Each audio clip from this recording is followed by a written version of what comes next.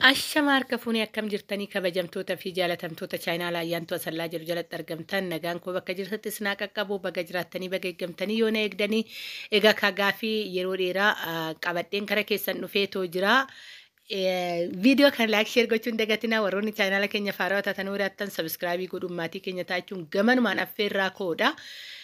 Egaa ka waa'ee keessattuyyuu waa'ee boordidii yookaan immoo hirkannaa kanaati jechuudha. Ijoollee yeroo baay'ee na gaafachaa turtanii anillee waa'ee boordidii kanarratti egaa ka firaashota baay'ee carqii firaashii baay'ee hojjisiisee firaashota hojjisiisee galcheetoo jira. Ani boordidii wajjin hin galchine yeroo jalqabaatiif galchee boordidiin kun gatiin isaa meeqa firaashni meeqan bahee beebii tiraasiin meeqan bahee asuma keessatti gatii isaa isiniif hima jechuudha.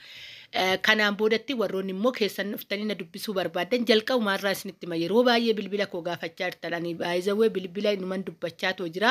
I don't know an akkatti isin qabachuu dhabdanillee hin beeku bilbilli kiyya yeroo barbaadan argachuu dandeessanii waasaabii iimoon banaadha akkasuma immoo ijoolleen nu ba'uu dide jettanillee deebi'aatii bilbila cheek godha ijoolleen baay'een na ba'uu dide jedhanii hiriyootaniin kan dhufanii na dubbisaniitu jira.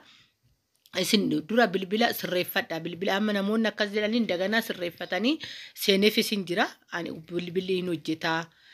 Daarektii illee barbaadan isinin jechuun barbaada baay'izawee daarektii irra immoo wanni salphatu karaa wanni ittiin karaa himotiif waasaabii yaada keessanis bal'inaan teechifachuun meeshaa barbaadan iskiriishoot gootanii ergachuuf isinin jechuun jaaladha akkasuma immoo ijoolleen iskiriishoot gootanii ergitanii yuutuubii kiyyarraa sabiskiraayibii godhaa jiru sabiskiraayibii odoo hin godhiif akkasitti diimaa ta'eetoo taa'aa ta'u jira sabiskiraayibii godha tokko odeeffannoo adda addaa hatta meeshaa qofa osoo hin ta'in kaa'anii gorsoota adda addaa jireenya akkam miti waan xiqqaarraa kaanee hojjennee jireenya keenya mo'achuu akka dandeenyu baay'izawee ayyaantu nama waan gurguddaa wayii hojjetaati miti kan biyya keessa jirtu lukkuutu jira woriitu jira waan akkasiitidha jechuudha kanan hojjechaatoo jiru kanaan durallee dubbadheen ture ijoolleen baay'een biizii ta'anii jiru warri waan akkanaa hojjetu.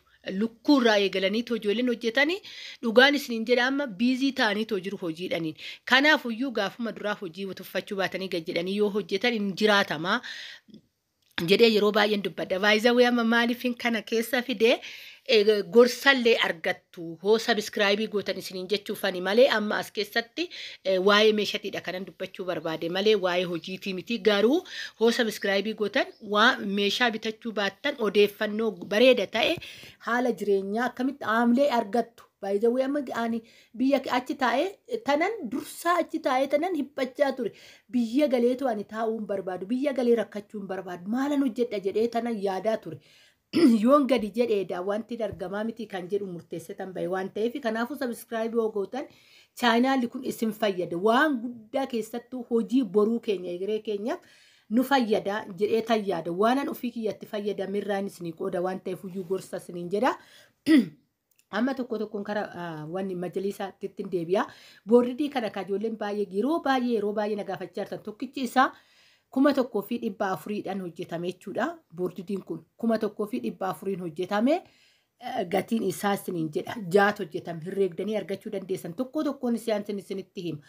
Beebii tiraasinii 200 fi birrii 30 hojjetame 200 fi birrii 30 hojjetame. Beebii tiraasiin kun kanaafuyyuu isas qabadha. Tiraasii wanni immooyyuu firaashni immooyyuu kan firaashaa kan ittiin hojjetame immooyyuu 1,300 hojjetame innillee isiniin jedha. Kanaafuyyuu haala kanaan qabadhaa meeqa fixa firaasha 4 hojjisiifattan meeqa fixa.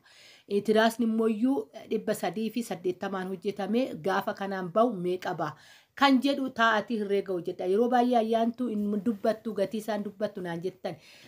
Waan dhaabbataa qabuu fi waan dhaabbataa hin qabne adda odoon baafatiin dubbadhu baay'izawee meeshaan dabaluu danda'a kanaafidha.